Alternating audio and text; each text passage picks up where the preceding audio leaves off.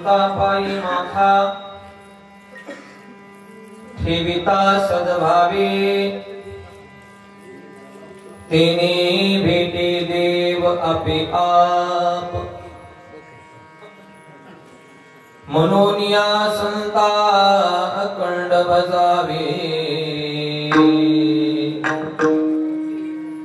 त्यांचे पायी व्हावे दिन सदा किंवा तेने भेटे देव आपे आप असे दोन पाठ आहेत. साधुपाशी देव कामधंदा करी पितांबर धनी वरी छाया मनोनिया संता अखंड भजावे तेने भेटे देव अभ्याप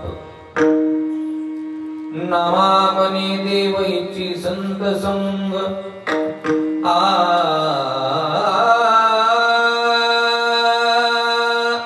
आवाजवर गजमुजनी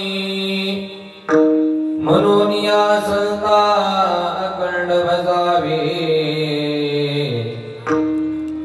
त्यांचे पायी व्हावे लीन सदा विठ्ठल विठ्ठल.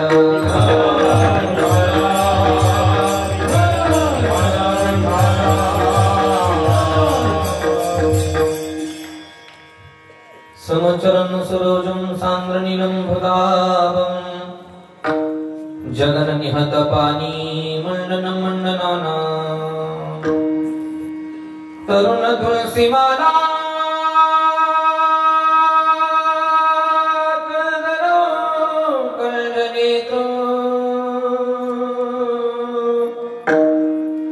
सदैव धवलहासं विठ्ठलं चिन्तयामि.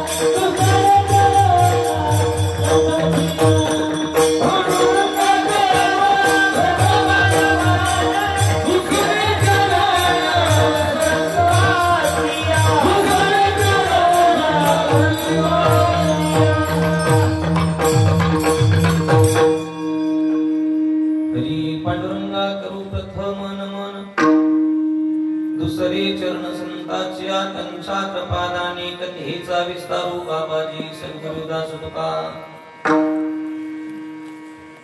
मनोजवं मारुत तुल्य वेगं जितेन्द्रियं बुद्धिमतां वरिष्ठं वातात्मजं वानरायुतं मुख्यं श्रीरामदूतं शरणं प्रपद्ये.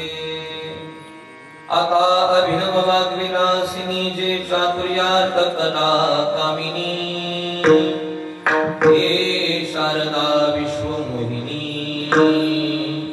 नमिलिमिया अलंकापुरी रम्य सिंहासनस्त्वं पदाम्भोज तेजस्फुरति प्रदेशम् विदिन्द्रादिदेवैस्तदा स्तूयमानं समाधिस्थमूर्तिं भजे ज्ञानदेवं नमो ज्ञानेश्वर नमो ज्ञानेश्वर नमो ज्ञानेश्वर नमो ज्ञानेश्वर नमो ज्ञानेश्वर नमो ज्ञानेश्वर नमो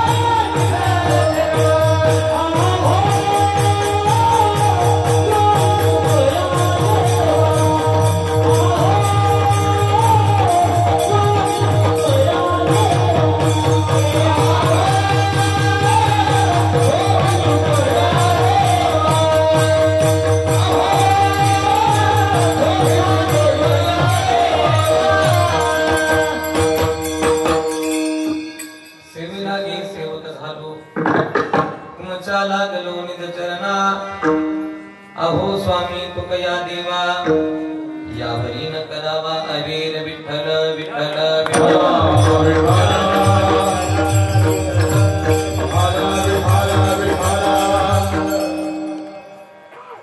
संता पायी माथा ठेविता सद्भावे तेने भेटे देव आपियाप म्हणून या संता खंड बजावे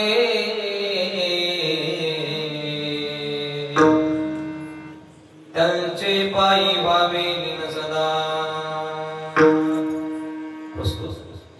प्राप्त प्रसंगी प्राप्तस्थळी कीर्तनरूपी सेवेकरता निवडलेला अभंग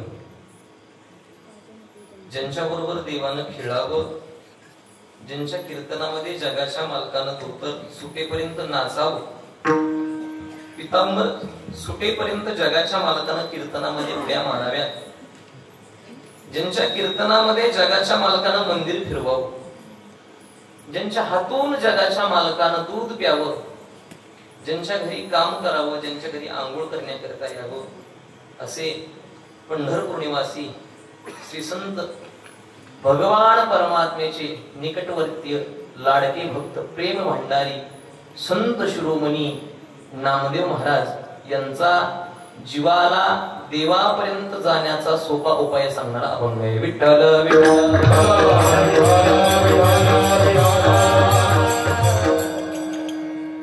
अभंगाला सुरुवात करण्यापूर्वी अल्पसा परिहार.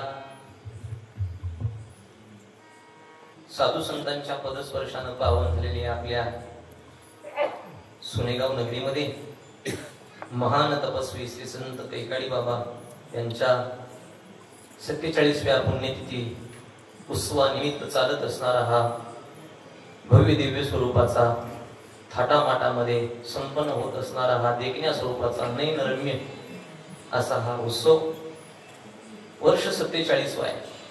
आणि या 47व्या वर्षातील आज 6वा दिवस ना 6व्या दिवसाची सेवा आयोजकाच्या नियोजकाच्या पंच कमिटीच्या तथा ग्रामस्थांच्या माध्यमातून माझ्याकडे आलेली आहे. आणि त्या सेवेच्या माध्यमातून मला तुम्हा माता पित्यांचं झालेलं दर्शन हे माझं महत्त्वाचं समजतो. विठ्ठल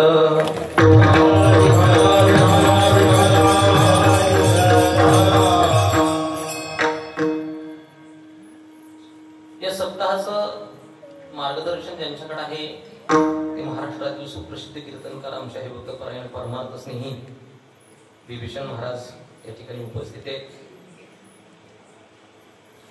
कीर्तनाला साथ करण्याकरिता महाराष्ट्रातील नामवंत गायक आमचे हरिभक्तपरायण आपल्या परिसराचं भूषण गणेश महाराज आहेत. आधी करून त्यांना साथ करण्याकरिता अंगद महाराज ढोले आहेत ज्यांनी प्रथम साल गायली. भजन क्षेत्रातील एक गोड व्यक्तिमत्व देवीदास महाराज जाधव आपण त्यांना झोका म्हणतो. कितीला चाल धरली कितीला सोडली काही कुणाला मेळ लागला है ना लागणाऱ्याला लागला है ना. अंगद महाराज सुंदर आवाज आहे आमचे निपाणीचे रामभाऊ महाराज आहेत. आधी करून माझ्या बरोबर आलेले उमेश महाराज आहेत. महादेव महाराज बैरागी आहेत. विभीषण महाराज नाना महाराज वैजनाथ महाराज होत आहेत. जगदाळी महाराज आसरू महाराज जगदाळी महाराज मृदुंगाचा बादशाह मृदुंग सम्राट मृदुंग विशारद आमचे परमार्थ स्नेही रोहित महाराज बडेकर मूर्ती लहानपण कीर्ती महान ऐकत आहे. मृदुंग त्यांच्या हातामधून सिस्टीम सुंदर आहे. या ठिकाणी बापू आहे आबा आहे गावातील सगळी जाणकार मंडळी चेअरमन बसलेली आहेत. युट्यूब चॅनल वाले समोर आहे. लाईव्ह प्रक्षेपण आहे ना. काय नाव आहे? कीर्तन रंगी. कीर्तन रंगी. तुम्हालाही द्यावे तेवढे धन्यवाद. उपस्थित पंचक्रोशीतून आलेली सगळी भजनी मंडळी. आता नाव तरी कुणा कुणाची घ्यावा बापू मला हेच कळा नाही. मी सगळ्यांच्या पायावर माझं डोकं ठेवतो ना अभंगाला सुरुवात. विठ्ठल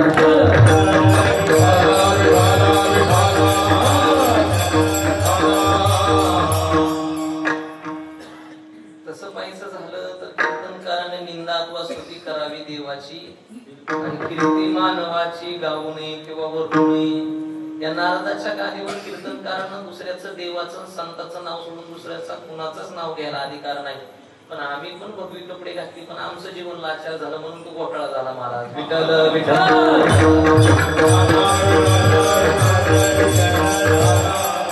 म्हणून माणसावर म्हणायची पाळी आली. माणसं कीर्तनानं सुधरत नाही.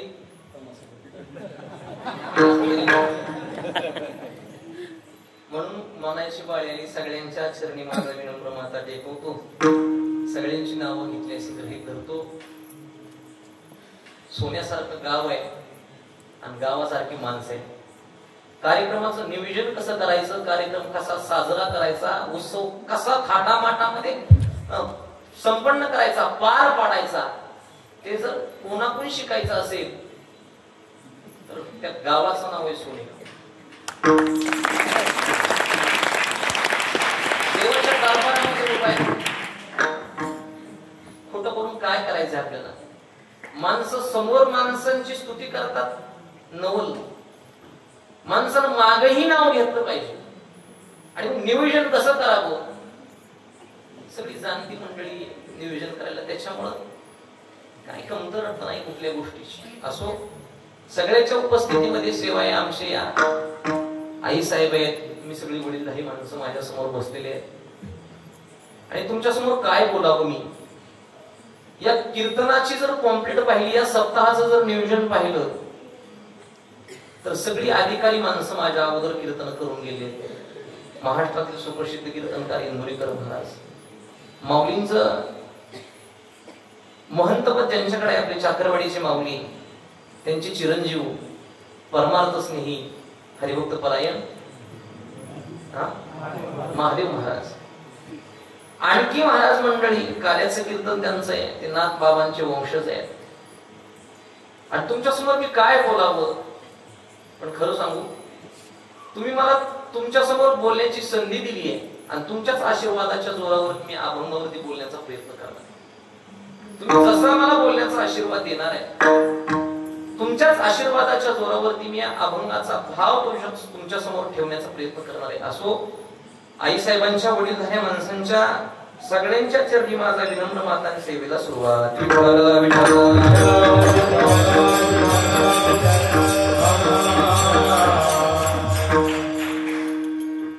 सेवेकरता निवडलेला अभंग महान भगवत भक्त संत शिरोमणी पंढरपूर निवासी भगवान परमात्म्याचे लाडके भक्त संत नामदेव महाराज यांचा भगवत प्राप्तीचा सोपा उपाय सांगणारा अभंग आहे.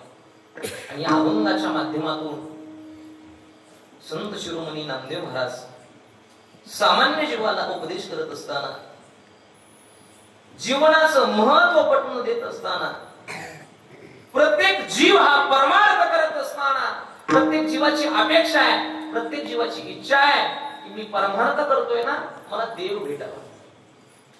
आणि याच्यासाठीच माणूस परमार्थ करतोय आणि परमार्थामध्ये धडपड करतोय. आणि म्हणून सामान्य जीवाला, सामान्य साधकाला देव मिळावा जर असं वाटत असेल तर नामदेव महाराज म्हणतात या काळामध्ये दुसरं साधनच करायची गरज नाही. संतांच्या पायावरती डोकं ठेवलं की महाराज म्हणतात त्याचा फायदा काय. तेने भेटे देव आपल्या, किती सोपा पर्याय सांगितलं देवापर्यंत जाण्याचा. आणि म्हणून दुसऱ्या साधनाच्या नादीच लागायचं नाही, दुसरं साधनच करायचं नाही, दुसऱ्या साधनाचा परमार्थ करत असताना अवलंब करायचा नाही. साधूच्या संगतीमध्ये राहिलं महाराज म्हणतात त्यांच्या जवळ राहून त्यांनाच अखंड भजलं म्हणून संत आनंद जावे. महाराज त्याचा फायदा सांगितला. तेने भेटे देव आपल्या. खरं सांगू का, देव साधूला सोडून राहतच नाही हो. साधू पाशी देव कामधंदा करी. पितांबर धरीवरी छाया. देव साधूला सोडून राहतच नाही, नवे नवे त्याला करमतच नाही. साधूच्या घरी काम करतो, साधूवर संकट आलं तर साधूच्या पाठीमागे उभा राहतो. पितांबराची छाया सुद्धा हा जगाचा मालक साधूच्या अंगावरती धरतो. आणि म्हणून देव पाहिजे ना, साधू व्यतिरिक्त दुसरीकडे मिळणारच नाही. सापडण्याचा प्रयत्न केला नाही मिळणार. एवढंच नाही, अभंगाच्या शेवटच्या चरणामध्ये नामदेव महाराज सांगतात, देवाला पण वाटतंय मला संतांची संगत हवी, मला संतान व्यतिरिक्त दुसरीकडे करमत नाही, संतान व्यतिरिक्त माझं दुसरीकडे मन कुठं रमत नाही, म्हणून मला संत सहवास महत्वाचा आहे. ऐका, देव जर साधूच्या सहवासाची इच्छा करतोय, तुम्ही आम्ही सामान्य जीव आहे. नामा म्हणे देव इच्छे संत संग, आम्हा जीवलग जन्मोजन्मी. तो साधूचा जन्मामध्ये जीवलग आहे, जगाचा मालक. आणि म्हणून तुम्ही जर साधू व्यतिरिक्त या काळामध्ये संतां व्यतिरिक्त जर देव दुसरीकडे कुठं शोधत बसला, तर महाराज म्हणतात आपल्या हातामध्ये फक्त शून्य आहे, भोपळा आहे. आणि तुम्ही जर साधूच्या पायावर जर डोकं ठेवलं, साधूची विनम्र भावानं सेवा केली, श्रद्धेनं निष्ठेनं जर सेवा केली, तर महाराजांनी त्याचा फायदा सांगितला. तेने भेटे देव आपे असा भावाचा भाव. विठ्ठल विठ्ठल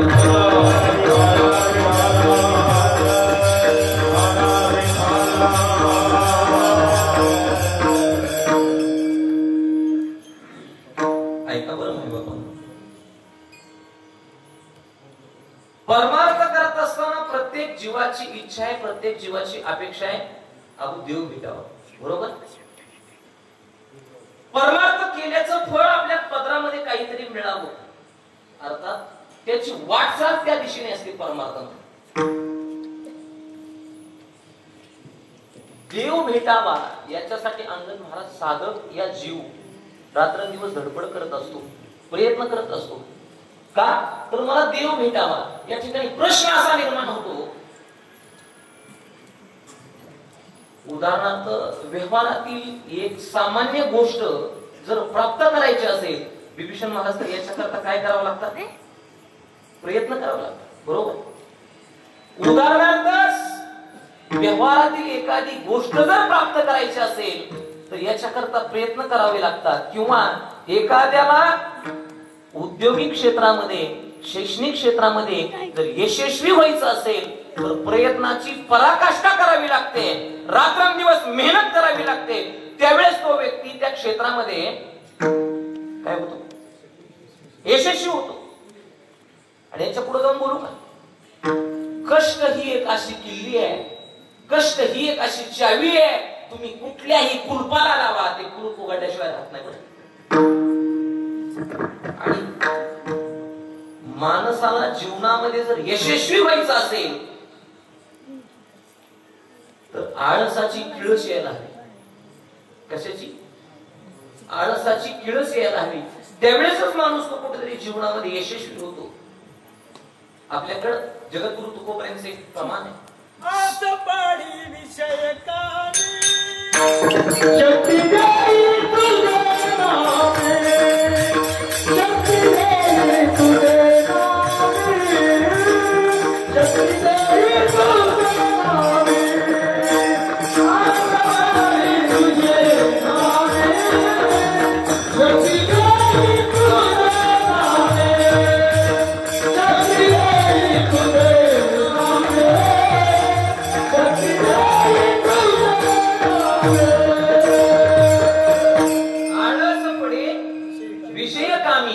शक्ती देई तुझे नाही.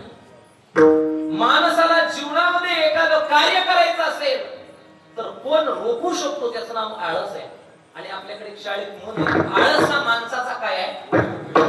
बोला, आळस हा माणसाचा शत्रू आहे, वैरी आहे. जगद्गुरु तुकोबांचं प्रमाण आहे गात्यामध्ये, सायास केल्या वाचून ते नाही, भविष्यावरही काही घालू नये. काय?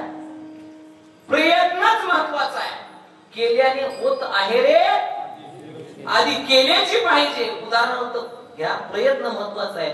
एखाद्या विद्यार्थ्याला जर वकील व्हायचंय, डॉक्टर व्हायचंय, इंजिनियर व्हायचंय, तहसीलदार व्हायचंय, IAS व्हायचंय, जीवनामध्ये यशाच्या शिखरावरती जायचंय, तर त्याला 12-13 तास अभ्यास करावा लागतो. असाध्य ते साध्य करीत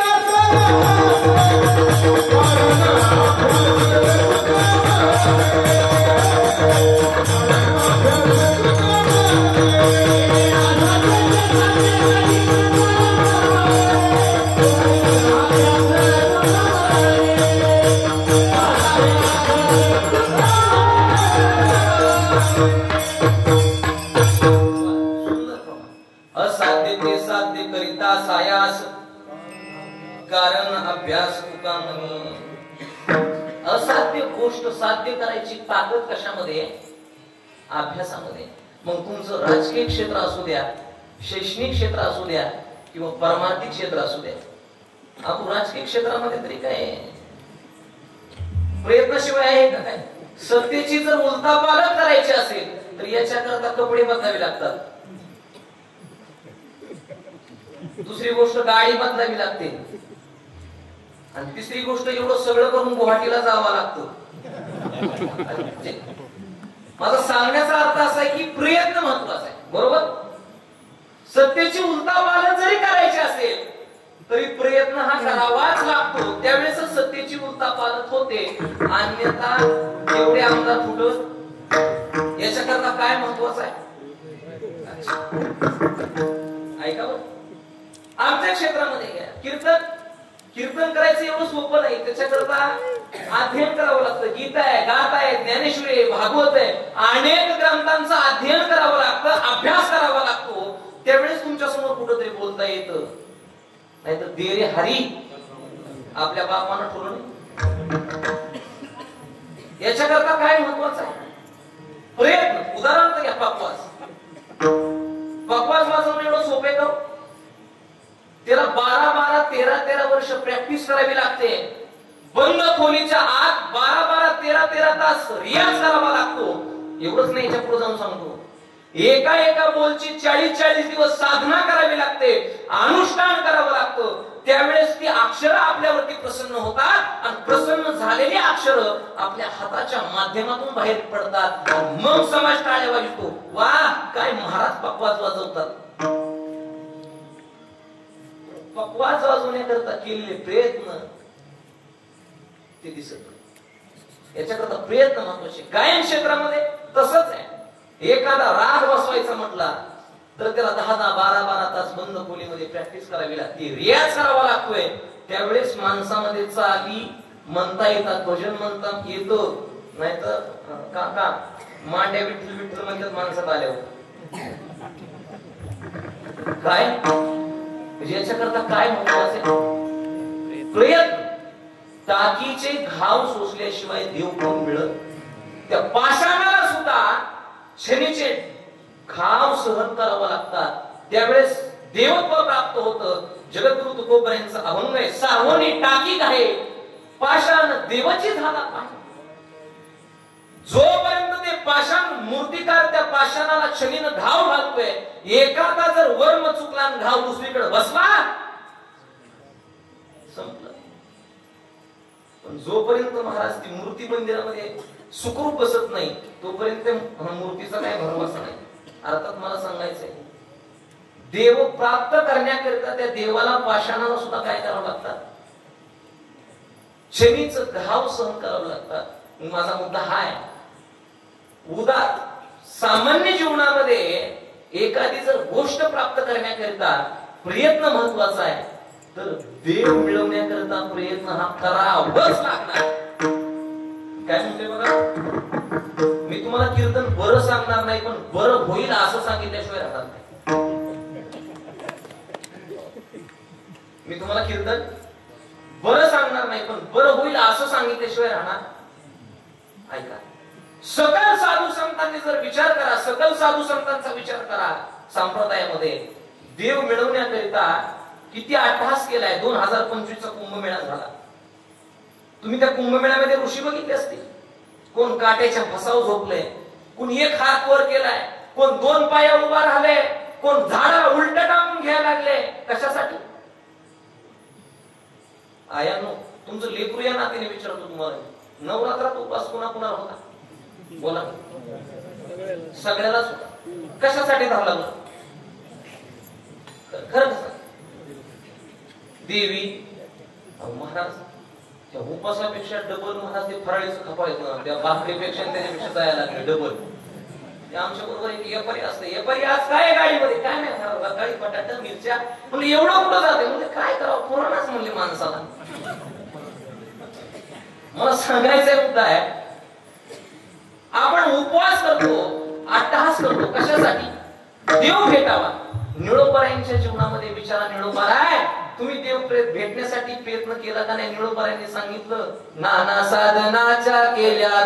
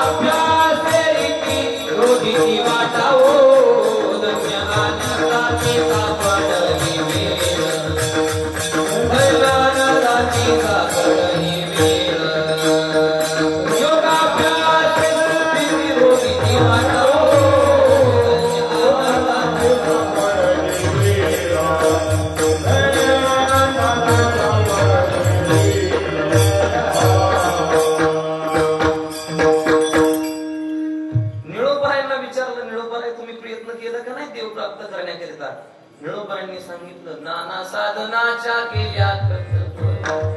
जेवढे प्रयत्न होते तेवढे प्रयत्न केले. कशासाठी? देव प्राप्तीसाठी, देव भेटीसाठी, भगवत प्राप्तीसाठी. निळोबारा याच्या पुढे जाऊन सांगतात, याच्या लागी हो तेजी हेली भूर, याची लागी हो केले नाना या, याची लागी हो अष्टांगादियो, याची लागी या विषयाचा त्याग हो, जन्म जन्मांतरीची केली ही सोसत. देव भेटण्याकरता निळोबारे म्हणतात योगाचा विचार केला नाही, नाना साधनं केली. माय बापांनो, माझा प्रश्न आहे तुम्हाला, साधू संतांनी जर देव भेटण्याकरता सगळे प्रयत्न केले असतील तर तुम्ही आम्ही सामान्य जीव आहे, आपल्याला प्रयत्न करावाच लागणार आहे. आणि म्हणून जर देवच पाहिजे असेल तर या अभंगाच्या माध्यमातून नामदेव महाराज देव प्राप्तीचा सोपा उपाय सांगतात. ऐका, देवाकडे जाण्याच्या 4 वाट आहेत. किती वाट आहेत? 4 वाट. पुन्हा पुन्हा जायचं यायचं का? देवाकडे जाण्याच्या 4 वाट आहेत. पहिली वाट योग मार्ग, दुसरी वाट कर्म मार्ग, तिसरी वाट ज्ञान मार्ग आणि चौथी वाट भक्ती मार्ग. चला आपण एका वाटाचा विचार करू. बापू, पहिली वाट योग मार्ग आहे. कोणती? योग मार्ग. महाराज सांगतात योग मार्गाने देवापर्यंत जाता येतं. पण मला सांगा, कीर्तन जर 11च्या ऐवजी 11:30 वाजता जर सोडलं तर एकही जनता थांबणार नाही. कशासाठी सांगितलं? तोपर्यंत आपलं शरीर दम धरणार नाही. 2 तास जर कीर्तनामध्ये आपल्याला मांड्या बसून देत नसतील, गुडघे बसून देत नसतील तर आपण योग करण्याच्या लायकीचे राहिलो. वायाचे उपाधी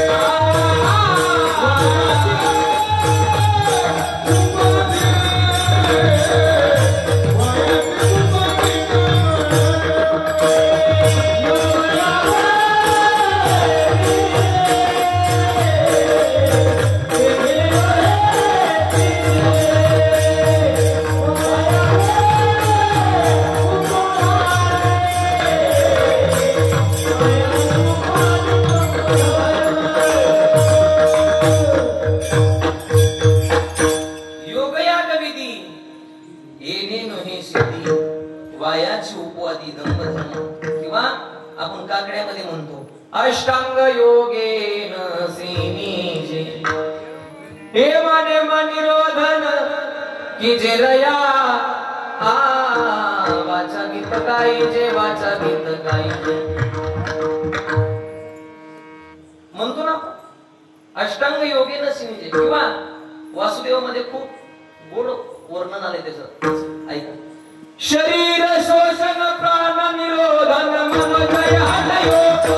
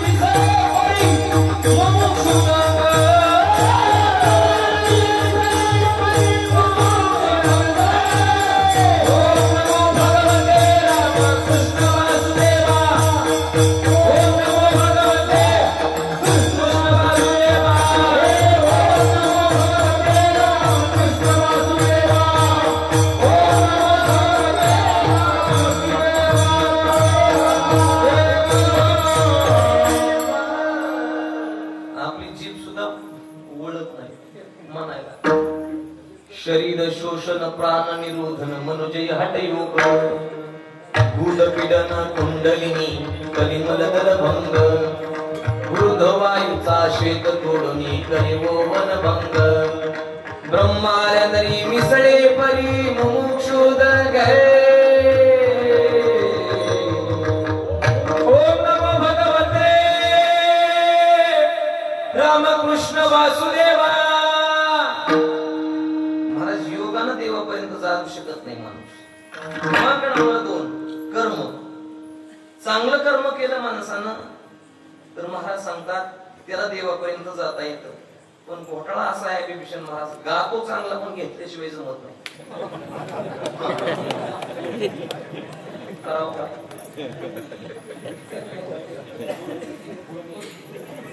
गातो चांगला घेतल्याशिवाय जमत नाही कर्म चुकलं केलेले परमार्थ पाणी फिरलं विठ्ठल विठ्ठल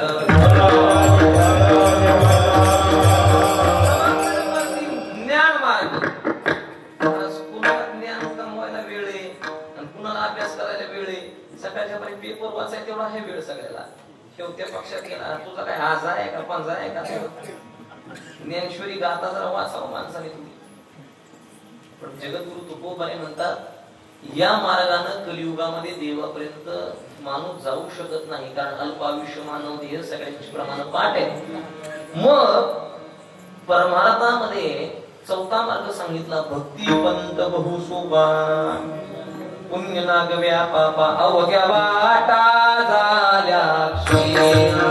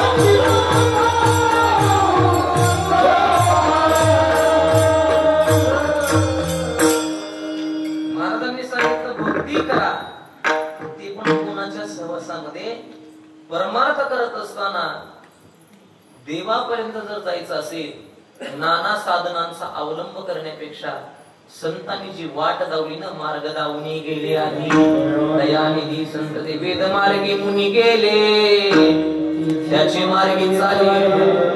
महाराज म्हणतात दुसऱ्या साधनाचा अवलंब करूच नका, संतांच्या पायावरती डोकं ठेवा, फायदा तेने भेटे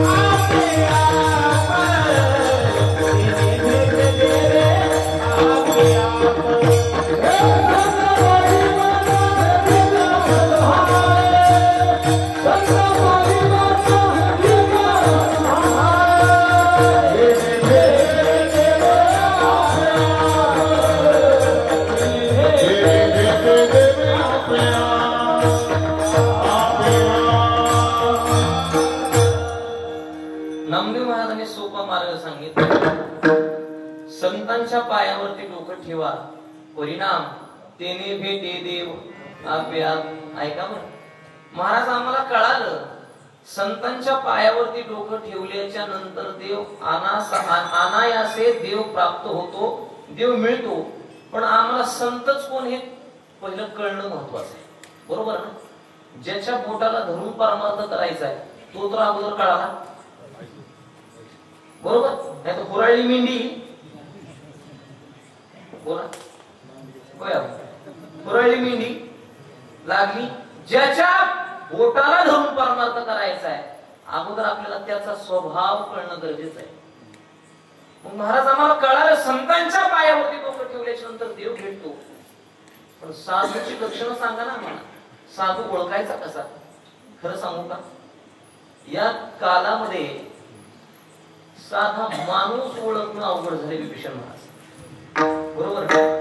अंगद महाराज, साधा माणूस ओळखणं अवघड झाले.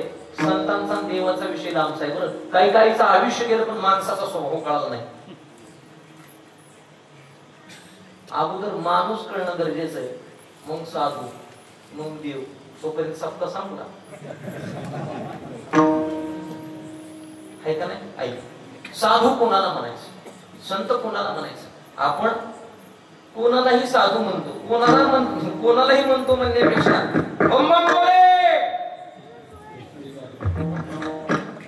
टेकडीवाले चिलीम भराये ताजा, माल भराये ताजा, चिलीम नाही असं म्हणा. तू दम लगाने आजा, आपण यांना साधू म्हणतो. ऐसे संत झाले कली तोंडी तंबाखूची नली, याला संत म्हणू नका. ऐका, संत नवती जगा मानसा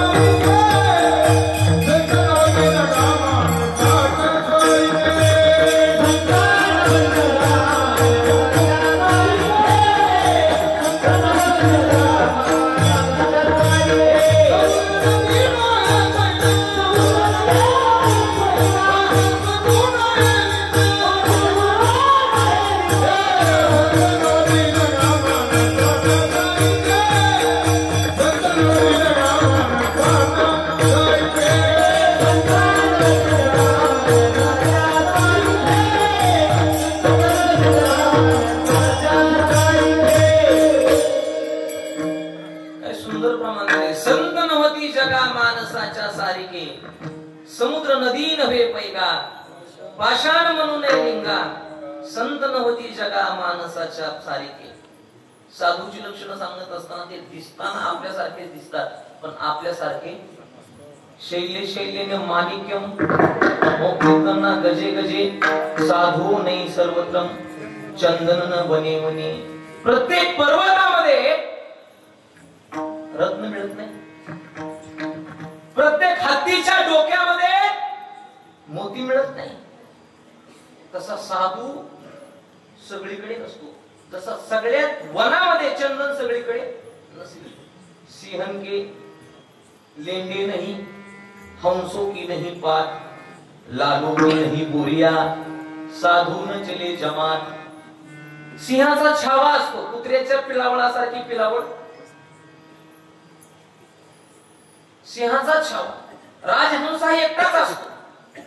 बोरी खाली बोराची जशी परपंड असते तशी रत्नाची मोत्याची परपंड नसते, तसा साधू एकच असतो. याच्या पुढे जाऊन सांगू थोडं साधूचं लक्षण. कावळा आणि कोकिळा दिसायला जरी सारखाच असला तरी हे कधी कळतं कावळा कोण आणि कोकिळा कोण? काक कृष्ण पिक कृष्ण को पिक काक को भेदो पिक काकयू वसंत समय प्राप्तेषु काक काकाहा पिक पिकाहा. कावळा कोण आणि कोकिळा कोण हे कधी कळतं सांगू का? वसंत ऋतू आल्याच्या नंतर कळतं. कावळा हा कावकावच करतो आणि कोकिळा हा सुंदर गाणीच गातो. हे नाही कळलं तर पुढचं उदाहरण सांगून जाईल तुम्हाला. बगळा आणि राजहंस. हंसयतः बकोशोतः को भेदो बक का को भेदो बक हंसयो निरक्षीर विभागेषु बको बकः हंस हंसः. दुधातून पाणी जर वेगळं काढायचं असेल तर हे फक्त राजहंसच करू शकतो. बगळा त्याच्यामुळे परमार्थ करत असताना बगळ्यापासून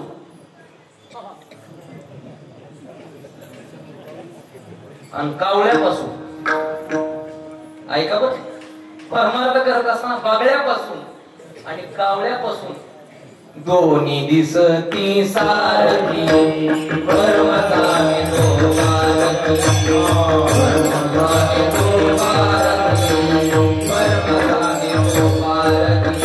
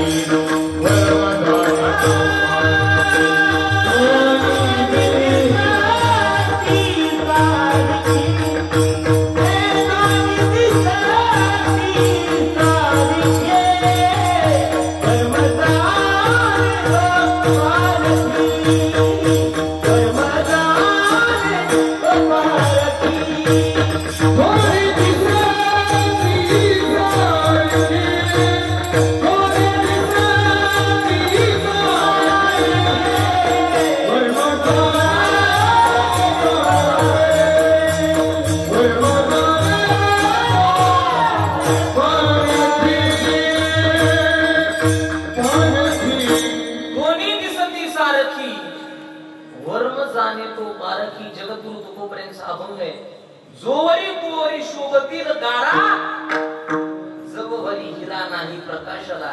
गारा आणि हिरा दिसायला सारख्याच दिसतील किंवा जोवरी तुवरी शोभती दीपिका नगोता एका भास्कराची. माझा साधा प्रश्न आहे तुम्हाला बसलेल्या मंडळीला. आयात संक्रांतीला तुम्ही जर खण घ्यायला गेलात, कशाला खण घ्यायला गेलात तर काय करता तुम्ही खण घ्यायला गेल्याच्या नंतर? बोला. का घेतच नाही? खण घ्यायला गेल्याच्या नंतर तुम्ही काय करता? वाजून बघतात. कशामुळं? मग काय करतात? चला यांचा विषय सोडून द्या. तुम्ही बाजार जर तुम्ही करायला गेलात तर एक मेथीची पेंडी 10 वेळेस उचलून घेतात. गावरा नाही का सुकलेलीचे?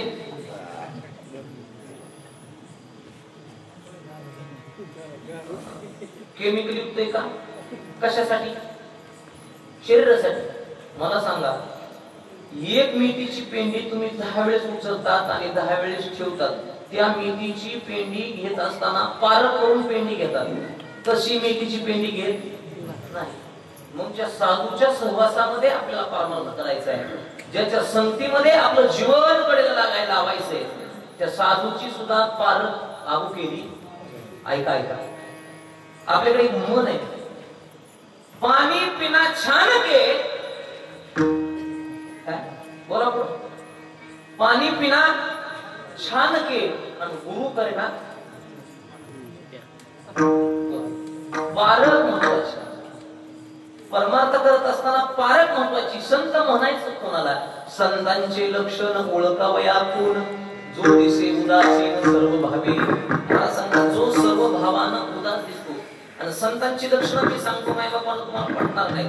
ज्ञानोपाय ज्ञानेश्वरी मध्ये संतांची लक्षणं सांगतात. वाचस्पतीची निपाळी, सर्वज्ञता तरी जोडी, परी वेडीवे माझी दडी, महिमे भेनी, चातुर्य लपवी, महत्व हरवई, पिसे पण मिरवी, जगा माझी. साधूची लक्षणं आहे का? तुम्हाला ही मान्य होणार नाही. साधू म्हणायचं कोणाला?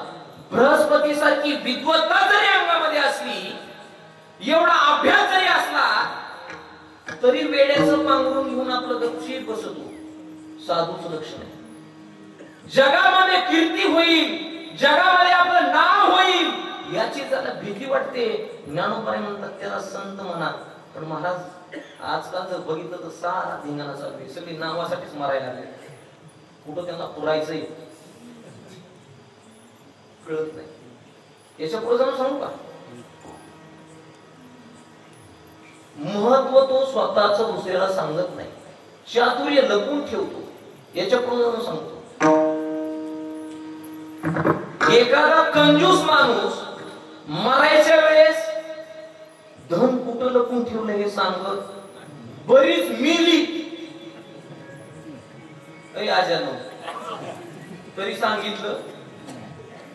आता आले म्हणून तुमच्या आले उदाहरण म्हणून सांगून जातो. आमच्या वाडीचं उदाहरण ही सगळी मंडळी तिथंच आहे.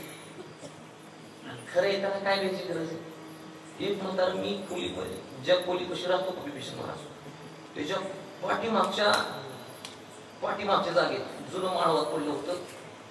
आणि आबू 5 लाख होतं. किती बोला चेअरमन? 5 लाख होतं. म्हातारं मरायला येऊन ठेपलं. नाही सांगितलं. मग कधी सांगितलं म्हातारे? जेव्हा नोटबंदीचा कायदा झाला तेव्हा म्हातारं पोरांना सांगितलं, अरे म्हणला किती ग? आणि जर नोटबंदी झाली नसती तर मी म्हणायचो ही म्हातारा दिवसा कशामुळे येते. पण काय माहिती आपल्याला काय कशामुळे येते, कळतंय काय? पण दिवसा आल्याच्या नंतर अंगद महाराज त्याला एकच काम, फक्त नोटा सोय लागून याची दक्षता घ्यायची. म्हणजे काही काही मिली तरी धन सांगितलं नाही. उदाहरणार्थ एखादा श्रीमंत माणूस जंगलामध्ये गाठला, त्याला मुरुस्ता हाणल्याच्या नंतर तो आपली संपत्ती किती सांगत नाही. उदाहरणार्थ त्याच्या पुढे जाऊन बघा.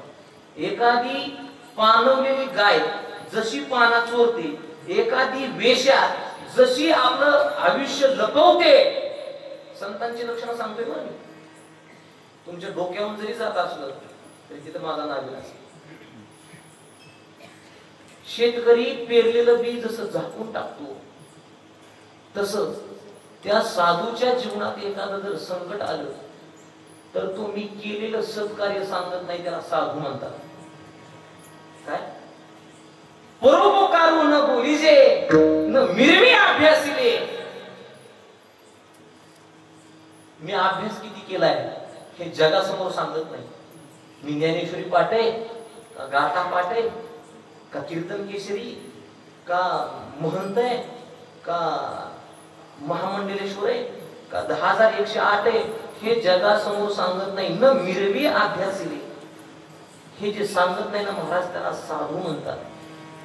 हे साधूची लक्षणं आहेत. आणि याच्यात साधूची लक्षणं एकालाही लागू होत नाही. तो आताच्या काळात कसं साधू तरी म्हणा, प्रत्येक जण नावासाठी जीव चाललाय. नावासाठी का जीव चालना जाईना. आपल्याला काय घेणे त्याचं, तसं कार्य तरी पाहिजे ना. तसं कार्य तरी पाहिजे. छत्रपती शिवाजी महाराजांच्या सैन्यामध्ये होता जीवा म्हणून वाचला शिवा. असं कार्य पाहिजे. आधी लगीन कोंडाण्याचं आजवर माझ्या मुलाचं मग कोंडाण्याचं. ऐका महाराज, संत तोची जाना जगी, दया क्षमाच्याचे अंगी, तेची संत ज्यांचा हेत विठ्ठले जे कारंजले गांजले त्यासी मानी जो आपुले जे कारंजले गांजले त्यासी मानी जो आपुले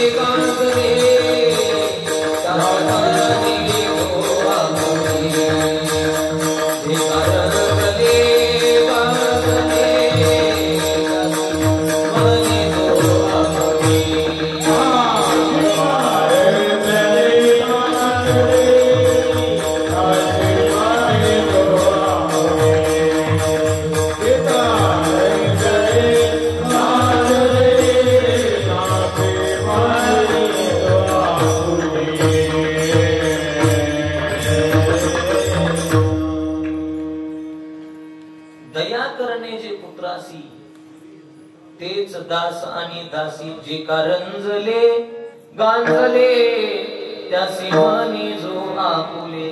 खरं सांगा बरं, आपण श्री संत कैकाडी बाबांचा 47वा पुण्यतिथी सोहळा साजरा करतोय. माझी सगळ्यांना विनंती, त्यांच्याकडे बघितल्याच्या नंतर काय अनुभव येतो? अंगावरती चांगले कपडे, इस्त्री केलेली कपडे, नाना प्रकारच्या सुविधा आहेत. त्यांच्या जीवन चरित्राचा विचार करावा. केवढा परमार्थ केला. कीर्तन करत असताना घरच्यांना सांगितलं वंशाचा दिवा मावळला. बरोबर ना? बरोबर ना? कैकाडी बाबांच्या मुखारविंदातून आला शब्द, ज्याचा होता त्यांनी नेला, याला म्हणतात परमार्थ. तुम्ही त्यांच्या जर शरीराचा विचार केला, त्यांच्याकडे जर बघितलं, तर कधी अंगावरती चांगला कपडा नाही. जिथं फाटल तिथं काय करायचं? तिथं फक्त ठिगळ द्यायचं. मग खरं सांगू का बा, ज्याचं जीवन दुसऱ्या करत आहे ना, समाज त्याला डोक्यावर घेऊन नाचल्याशिवाय राहत नाही. 47 वर्ष झालं सोनेगाव बाबांचा सप्ताह थाटामाटामध्ये संपन्न करतो. याचं कारण आहे, जगाच्या पाठीवरती एकमेव व्यक्ती अशी आहे, त्या व्यक्तीला वाटतं या समाजाचं कल्याण व्हावं, त्या समाजाचं हित व्हावं. त्या व्यक्तीचं नाव आहे संत कैकाडी बाबा.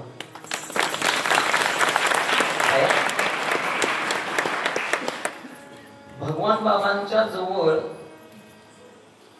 2-4 माणसं होती. विभीषण भगवान बाबांच्या जवळ कोणाला घरची सांभाळीत नसतील. आणि भगवान बाबांच्या दर्शनाला, बघा बरं, नीट लक्ष देऊन ऐका. भगवान बाबांच्या दर्शनाला एक कलेक्टर आणि दुसरा श्रीमंत माणूस आला. कोणाच्या दर्शनाला? भगवान बाबांच्या. आणि मग कलेक्टर आणि श्रीमंत दर्शनाला आल्यानंतर भगवान बाबांच्या पायावरती डोकं ठेवलं त्या दोन्ही व्यक्तीनं. पण भगवान बाबांच्या जी बाजूला बसलेली मंडळी होती का, ती गोंधळ करीत होती, कालवा करत होते, धिंगाणा घालत होते. मग हे कलेक्टर आणि श्रीमंत माणूस एकमेकाला बोलतात, काय म्हणला ह्या साधू लोकांपाशी सगळे हसलीच बिघडलेलीच असते. ज्याला कुणी नसतं. भगवान बाबांनी हे शब्द ऐकले आणि भगवान बाबांनी शब्द ऐकल्याच्या नंतर भगवान बाबा त्या दोन व्यक्तीला काय म्हणतात ऐका बरं. भगवान बाबांच्या मुखातून शब्द निघला, जे हुशार आहेत, जे ज्ञानी आहेत, ते कलेक्टर होतात, श्रीमंत होतात, पण ज्यांना सांभाळण्याकरता कोणी नसतं ना, त्यांना सांभाळण्याकरता आम्ही असतो. अर्थात मला सांगायचंय काय, अहो जो हुशार आहे त्याला तर कोणी पण सांभाळेल, त्याला डोक्यावर घेऊन कोणी पण नाचत, पण ज्याला कोणीच नाही त्याला साधू म्हणतात. आणि ते काम कैकाडी बाबांनी केले, म्हणून महाराज आपण त्यांच्यासोबत बोलू. साधू थोरता, साधू थोरता, साधू थोरता, साधू थोरता.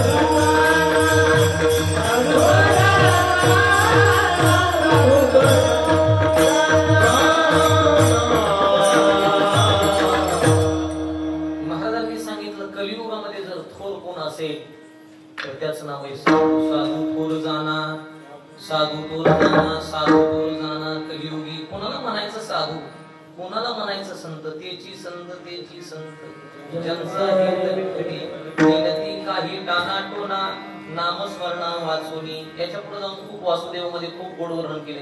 मनोजय वासना तोडणी केली मी मोडी, मणिपूर नगर पाहता दुर्गती मोडी, काम क्रोध मद मत्सर दंभ अहंकार झोडी, अखंड परमानंद सेवनी उभवी गुडवी, ओम नमो भगवते रामकृष्ण वासुदेवा. ज्यानं मनावरती विजय मिळवला, ज्यानं वासना मुळासहित जाळून टाकली, ज्यानं षडविकार जिंकले, महाराज म्हणतात त्याला साधू म्हणा. आणि असा जर साधू जीवनामध्ये भेटला आणि त्याच्या पायावरती डोकं ठेवलं, तेने भेटे देव आपे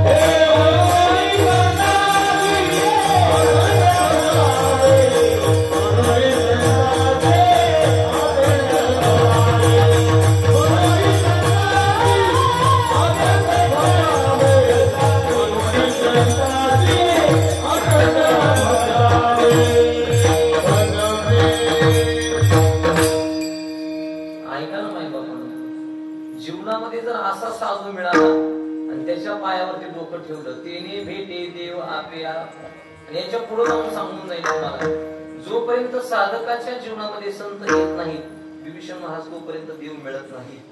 परमार्थाचा अनुभव सांगतो. सगळ्या संतांची यादी तपासा, निळोपरायांपासून जनाबाईपर्यंत. निळोपरायांच्या जीवनामध्ये ज्या दिवशी तुकोपराय आले त्यावेळी निळोपरायांच्या मुखाविंदातून शब्द बाहेर पडले, धन्य ही आनंदाची सापडली वेळ, तेने संत सज्जन भेटले कपाळ, त्यांनी फेडीला बुद्धीचा मळ, दृष्टी दाखविला यशोदेचा बाळ. असं सांगितले, दाखविला यशोदेचा बाळ. ज्या दिवशी तुकोबारायांनी अनुग्रह दिला निळोबारायांना, धन्य झालं निळोबारायांचं जीवन. तुकोबारायांच्या जीवनामध्ये असंच झालं. बाबाजी चैतन्यांना जगद्गुरु तुकोबारायांना अनुग्रह दिला, आणि अनुग्रह दिल्याच्या नंतर तुकोबाराय म्हणू लागले, संत दर्शनी हा लाभ पद्मनाभ जोडला, किंवा तुका म्हणे संती दाखविला तारू, आणि कृपेचा सागरू पांडुरंग. तुकोबाराय म्हणतात, मला जो देव मिळालाय ना, तो माझ्या साधूमुळे, त्या संतांमुळे मिळालाय. कसा मिळाला? नाथ महाराजांचं उदाहरण घ्या. नाथ महाराजांच्या आयुष्यामध्ये जोपर्यंत जनार्दन स्वामी आले नाहीत, तोपर्यंत देव भेटला. ज्या दिवशी नाथ महाराजांना जनार्दन स्वामीचं दर्शन झालं, भेट झाली, त्या दिवशी दत्तप्रभूंचा साक्षात्कार. याच्या पुढे जाऊन सांगून ठेवलं. शबरीचं उदाहरण घ्या. मातंग ऋषीची सेवा केली, मातंग ऋषीची सेवा केली, आणि मातंग ऋषीने आशीर्वाद दिला, देव भेटेल तुला. भेटला हो देव. तुळशीदासांचं उदाहरण घ्या. तुळशीदासांना हनुमंतरायांना सांगितलं, देवापर्यंत पोहोचवायचं काम माझं. तुळशीदासांना देव भेटले. विभीषणाचं उदाहरण घ्या. विभीषण रघुपती राघव राजा राम पतित पावन सीताराम. विभीषण भगवान परमात्मा देवाचं भजन करत होता, पण ज्या दिवशी हनुमंतरायाची भेट झाली, त्या दिवशी हनुमंतरायाची भेट झाली, त्या दिवशी विभीषणाला भगवान परमात्मा भेटला. याच्या पुढे जाऊन सांगून जाईल. ज्ञानोपारायण. ज्ञानदेव म्हणे तरलो तरलो आधाव दरिलो रूपले. 1400 वर्ष जगणारा चांगदेव. चांगदेव म्हणे आजी जन्मालो गुरुपुत्र झालो आईचा. जनाबाई ज्या दिवशी नामदेव महाराजांच्या संगतीमध्ये आल्या, त्यावेळी जनाबाईला देवाचा साक्षात्कार झाला. एवढा अधिकार प्राप्त झाला, देवाला शिवे देण्याचा अधिकार मिळाला. अरे अरे बिट्या, मूळ मायेच्या कारक्या, तुझी रान रणकी झाली, जन्म सावित्री जुडल्याची, तुझे गेले रे मडे, तुला पाहुनी काळ रडे, उभी राहुनी अंगणी, शिव्या देत असे दासी जनी. हा अधिकार नामदेव महाराजांची भेट झाली त्याच्यामुळे मिळाला. आणि ज्यांचा अभंग सेवेसाठी घेतलाय, त्या नामदेव महाराजांना सुद्धा म्हणावं लागलं, नामा म्हणे खेचरा पायी ओळखी झाल्या सर्वा ठाई. अर्थात संता पायी माता ठेविता असत व्हावे. याच्या पुढे जाऊन उदाहरण सांगून जाईल. छत्रपती शिवाजी महाराजांच्या जीवनामध्ये ज्या दिवशी जगद्गुरु तुकोबारायांसारखे सत्पुरुष मिळाले, ज्या दिवशी छत्रपती शिवाजी महाराजांना जगद्गुरु तुकोबारायांचं दर्शन झालं, महाराज त्याच दिवशी छत्रपती शिवाजी महाराजांना तुळजापूरची आई भवानी पावली. प्रतापगडच्या पायथ्यासी खाणे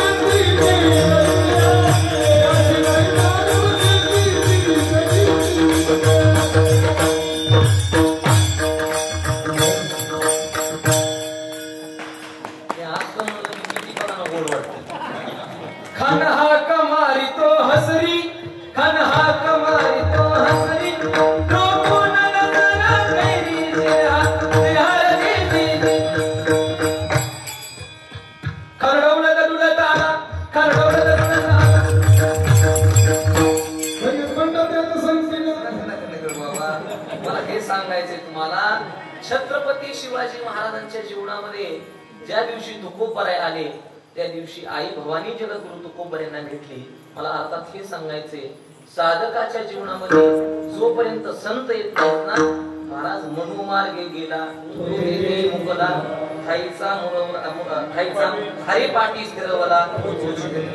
जोपर्यंत साधकाच्या जीवनामध्ये संत येत नाही तोपर्यंत देवापर्यंत जाऊ शकत नाही. आमदारकडे जायचं म्हणलं तरी आरोपीला भेटावं लागतंय, तेव्हापर्यंत जाता येते. शिवपाय संतांची ते पाय. आणि मग का साधूच्या संगतीमध्ये देव भेटतो? हरी ते संत, संत ते हरी, ऐसे वेदचारी. एकच उदाहरण सांगतो, शेवट करतो. भजन करा विठ्ठल विठ्ठला.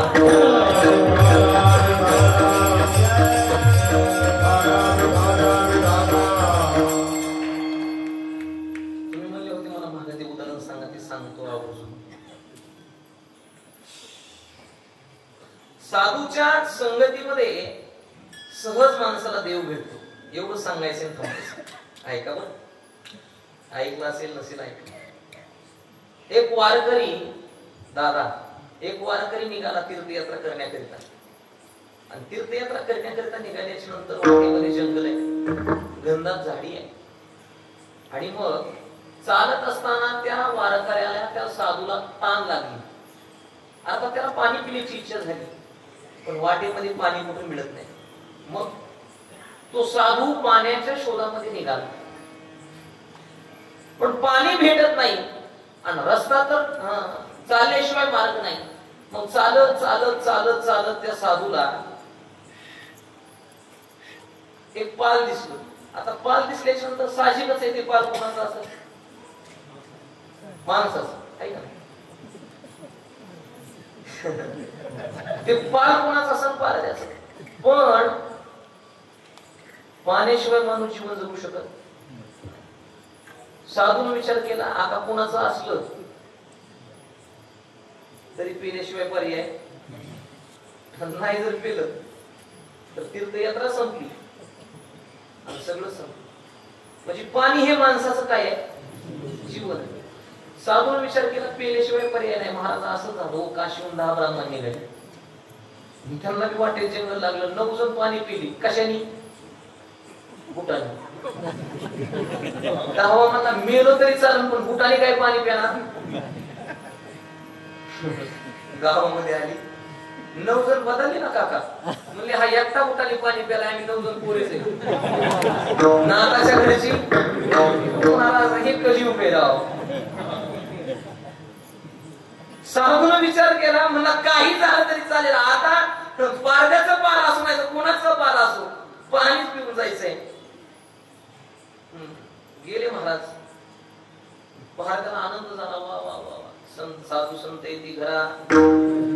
तुझी दिवाळी दसरा आमच्याकडे रमेश महाराज म्हणतात, संत येते घरा, पुढचे दार बंद करा.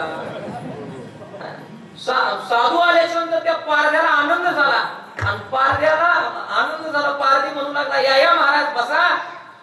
बसायला टाकलं पारद्यानं साधूला. पारदी बसला काय? महाराज बसले. आणि महाराज बसल्याच्या नंतर पाणी दिलं. तो पारदी म्हणतोय महाराजांना, महाराज माझी इच्छा आहे तुम्ही जीवन करून जावं. महाराज म्हणले, बाबा मला फक्त पाणी प्यायचं होतं म्हणून मी थांबलोय, मला काही जेवायचं नाही. पण पारद्याचा हट्ट होता, पारदी आग्रह करत होता. महाराज माझी इच्छा आहे की तुम्ही माझ्याकडून जीवन करून जावं, ही माझी प्रामाणिक इच्छा आहे. महाराज म्हणाले, पारदी मी जर कधी या रस्त्याला कोण आलो ना, नक्की तुझ्या घरी जेवण करून घे, जेवण करूनच जाईल. तसं जाणार. शब्द दिला. रघुकुल रीत सदा चली आई, ज्ञान जाई लेकी वचन ना जाई. दिला शब्द. आणि शब्द दिल्याच्या नंतर साधू महाराज निघून गेले. बराच दिवसाचा काळ लुटला आणि पुन्हा योगायोग तोच दिवस उगवला. तोच दिवस उगवला. महाराज त्याच वाटेने आले आणि पारद्याला बघितलं. महाराज महाराज महाराज थांबले.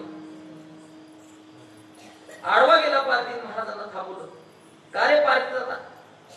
महाराज गेल्या कित्येक वर्ष झालं तुम्ही याच वाटेनं जात होतात आणि मला शब्द दिलाय महाराज तुम्ही जेवण करूनच जाईल, तसं जाणार नाही. महाराज म्हणले, आता जेवण करूनच जाणार, काय काळजी करू नको.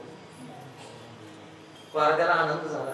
पारद्यानं महाराजांना घरी नेलं. घरी गेल्याच्या नंतर बाज टाकली, बाजावरती घोंगडी टाकली, पाण्याचा तांब्या दिला आणि पत्नीला सांगितलं, ऐक आपल्या घरी महात्मा जेवण करण्याकरता आले आणि सुंदर असा महाराजांना स्वयंपाक बनव, महाराजांना आपल्या इथे जेवायचं. पत्नीला आनंद झाला. भाकरी केल्या, चपात्या केल्या, पण भाजी काय करायची म्हणून पत्नीनं आवाज दिला, मालक इकडे या. अहो चपात्या केल्या, भाकरी केली, भाजी काय करायची ते महाराजांना विचारले. महाराज बाजावरती बसलेले होते. पारधी पत्नीपाशी हे सगळं ऐकलं. पत्नीचं भाजी करण्याकरता काय नाही. पत्नीला पारधी म्हणाला, तू काय काळजी करू नको, आता मी पक्षी धरून आणतो. काय काळजी करू, मी पक्षी धरून आणतो. पारधी महाराजांसमोर आला, म्हणला महाराज मला तर लय आनंद झाला म्हणजे तुम्ही माझ्या घरी जेवणार आहे. उपाशी पोटी तुम्हाला कसं लावं, भाकरी केल्यात, चपात्या केल्यात, पण एक सांगा महाराज, तुम्हाला कोणत्या पक्षाची भाजी आवडते तेवढा पक्षी सांगा. काय तुम्हाला कोणता पक्षी आवडतो तेवढा पक्षी सांगा. महाराज म्हणजे पारधी पारदाला तुला येडा खेळाय काय तुला कुठं मला आणि पक्षी. महाराजाला पक्षी म्हणल्यावर बिगर माळ करायला काय करा.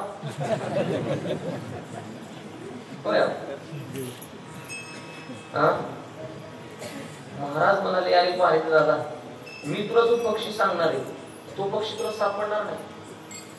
तो पारधी म्हणाला, महाराज तुम्ही कीर्तनच करायचं आणि आम्ही शिकारच करायची. ज्याचं काम त्यांनी नाही केलं तर मनुष्य मार खावा लागतो. शेतकऱ्याच्या घरी चोर आले, गाडा वरडलं, कुत्र झोपलं, कधी जाते तुकडा टाकीत नाही, असं हांदा म्हणता गाडा. कशामुळं आगाऊपणा केला. भोकायचं काम कोणाचं आहे, भोकलं कोण. तसं पारधी म्हणून महाराज तुमचं काम भजन करायचं ना आमचं काम शिकार करायचं. याच्यापेक्षा फक्त तुम्ही पक्षी सांगावं घेऊन येणारच. आणि जर तसा नाही घेऊन आला हा पारधी पुन्हा तुम्हाला कोण दाखवणार नाही. पारधी दादा तुला काय वेळ लागलं का काय. महाराज खरंच सांगा, पक्षी घेऊन आला तरच हा पारधी माघारी येईल, नाहीतर हा पारधी तुम्हाला तोंड दाखवणार नाही. मला पक्षाचं फक्त नाव सांगा, पक्षी दिसतोय कसला सांगा, पक्षाचं पक्षी दिसतोय कसला, त्याचा रंग कसला, त्याची खून सांगा. आणि मग हे सगळं त्याचं वर्णन सांगितल्याच्या नंतर महाराज त्याला वर्णन सांगू लागले. त्याच्या डोक्यावरती मोराचा पीस आहे, कटीवरती हात आहे, पितांबर शेल आहे. जा असा जर पक्षी सापडला तर घेऊन ये. पारद्यानं जाळं घेतलं आणि पक्षाच्या शोधात निघाला. दादा एक दिवस गेलं, महाराज उपाशी, पारधी उपाशी. 2 दिवस झालं, महाराज उपाशी, पारधी उपाशी. 8 दिवस झाले, महाराज उपाशी, पारधी उपाशी.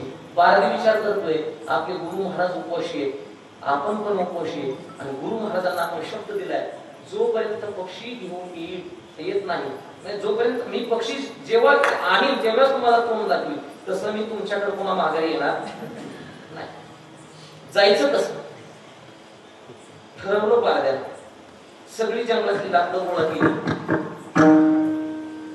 पेटवला, बाण मारला, आग्नी पेटवली, प्रज्वलित केली, लाकडं टाकली, डोक्यावर जाळ लागला आणि मग पारधी प्रदक्षिणा मारू लागला. ऐका बरं, प्रदक्षिणा घालू लागला. एक प्रदक्षिणा झाली, प्रदक्षिणा घालतोय, पक्षाकडे बघतोय, पक्षी दिसत नाही. पण ज्या अर्थी महाराजांनी असा पक्षी आहे हे सांगितलंय त्या अर्थी पक्षी आहे. विश्वास तो करी स्वामी बोलू शकता. प्रदक्षिणा झाल्या, पक्षी देव जर प्राप्त करायचा असेल तर अंगद महाराजांच्या करता प्रमाणे तुका म्हणे व्हावे देहासी उदार, तुका म्हणे व्हावे देहासी उदार आणि बाप रकुमा देवीवर जोडावया. देहावर उदार व्हावं लागतं बरं का, अर्थात प्रेमच करावे लागतात. ज्या की महाराज सांगतात पक्षी आहे त्या ते असलाच पाहिजे. 4 प्रदक्षिणा झाल्या, पक्षी सापडत नाही. महाराज उपाशी आहे. पारध्यानं ठरवलं आता आपण आपला देह त्या अग्नीमध्ये समर्पित करायचा. आणि महाराज 5वी प्रदक्षिणा सुरू झाली. पाचवी प्रदक्षिणा पूर्ण झाली, उजवा पाय उचलला, अग्नीमध्ये टाकणार. जगाच्या मालकाला काळजी वाटू लागली, अरे भोळा पारधी, साधूच्या शब्दावरती 8-10 दिवस झालं पोटामध्ये अन्नाचा घास नाही, पाणी पिला नाही. जर आपण जर आता नाही केलं तर हा पारधी महाराजांजवळ जाणार नाही किंवा हा पारधी पुन्हा महाराजांना दिसणार नाही. आणि म्हणून जगाच्या मालकानं त्या पक्षाचं वेश धारण केला आणि जगाचा मालक त्या पक्षाच्या वेशामध्ये पारध्याच्या खांद्यावरती येऊन बसला. पारधी उजवा पाय त्या आगीमध्ये टाकणार, तेवढ्यात पारध्यानं बघितलं माग खांद्यावरती कोणतरी बसलंय. लक्ष गेलं पारध्याचं आणि बघितल्याच्या नंतर पारध्यानं बघितलं त्या पक्षाकडून. पारध्याला आनंद झाला. जो डावा हात होता ना, डाव्या हातानं महाराज तो पक्षाचे 2 पाय धरले आणि पारध्याच्या मुखातून गणेश महाराज शब्द बाहेर आला, सापडला. काय झालं? सापडलं म्हणणार त्याची मया केली नाही, पहिला त्याच्या मानपडावर भोपळा दिला. अरे वेळ लागलं काय? 10 दिवस झाले माझे महाराज उपोषी, मी उपोषी. आमच्या दोघांच्याही पोटामध्ये अन्नाचा कण नाही ना, पाणी पिणं नाही, आणि तू इतक्या वेळ का लावला? आऊ पारध्यानं ठेशीत पक्षी घेऊन आला. कोणता पक्षी? ठोक देत पक्षी आणला. कुठं? पारावर जाळ्या बांधून आणला. वरूनच पार जाळी पुन्हा फिरून आदळली ते जाळी पक्षी आणि पळत महाराजांकडे गेला. मला महाराज आणला हो तुम्ही सांगितलेला पक्षी. महाराज विचार करतो यार, याला काही येड लागलं काय? मी सांगितलेला पक्षी कुठे याला सापडत असतो का? आणि मी जर सांगितलं तर याला पक्षी सापडला. महाराज याचं जीवन धन्य झालं. पारधी म्हणत होता, महाराज चला आंबाय पक्षी. महाराज म्हणले याचा नाद मिटून टाकू, चल बाबा. महाराज बाहेर आले आणि महाराजांनी बघितलं विश्वाच्या मालकाला त्या पारध्यानं विश्वासाच्या बळावरती, विश्वासाच्या जोरावरती जाळ्यामध्ये बांधून आणलं होतं. महाराज एवढ्यावर तो पारधी बसला नाही. जाळीतला तो पक्षी बाहेर काढला आणि पुन्हा हातामध्ये धरला. अरे म्हणजे तुला लाज आहे का नाही? तुला अक्कल आहे का नाही? 8 दिवस झालं माझे महाराज उपोषी, का सापडला नाही? म्हणून महाराजांनी पुन्हा एकदा मान पाहते पक्षाच्या मानावरती.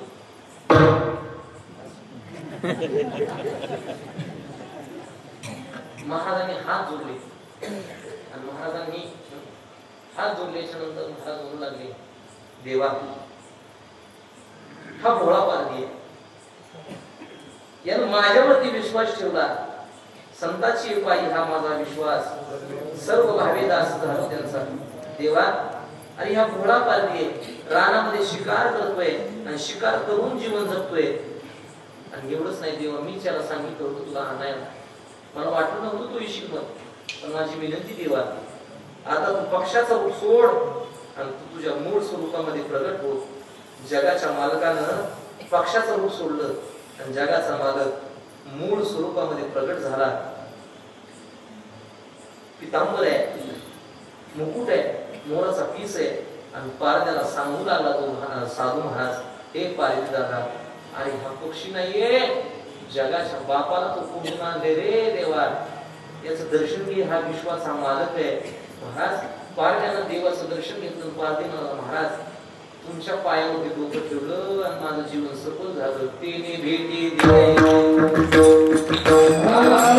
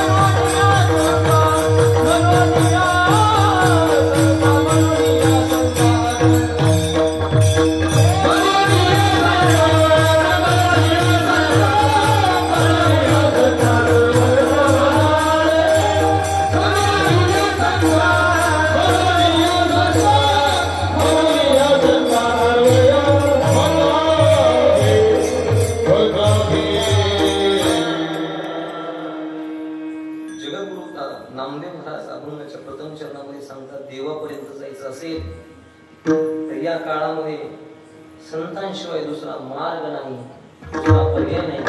देवापर्यंत जर कोण आपल्याला पोहोचवणार असेल तर त्याचं नाव आहे संत. मग कोणते संत महाराज? तर ते कैकाडी बाबा असतील, सिद्ध संत सीताराम बाबा असतील, आदी करून सगळे सकल साधू संत ज्ञानोबाई असतील, ते हे निवृत्तीनाथ ज्ञानेश्वर सुखान मुक्ताबाई ज्ञानदीपिका. साधूशिवाय महाराज पर्याय नाही देवापर्यंत जाण्याचा. ज्या दिवशी जीवनामध्ये साधू येईल ना त्या दिवशी तू साधू त्याची माझे हित करीची सकळ जेणे हा गोपाळ कृपा करी. आणि म्हणून एकदा त्या देवाचं मोठ्या प्रेमाने भजन करू. सगळ्यांना हात करा, हात विडोपार कुमारी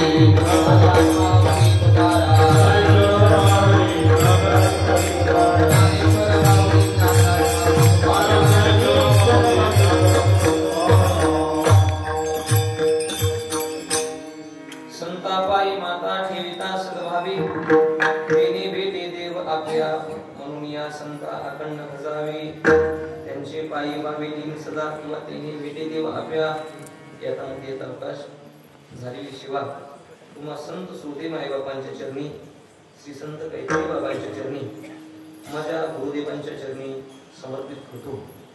बोलण्याच्या ओघामध्ये जर अपशब्द केला असेल तर लहान लेकराचा अंतकरण करून क्षमा करा.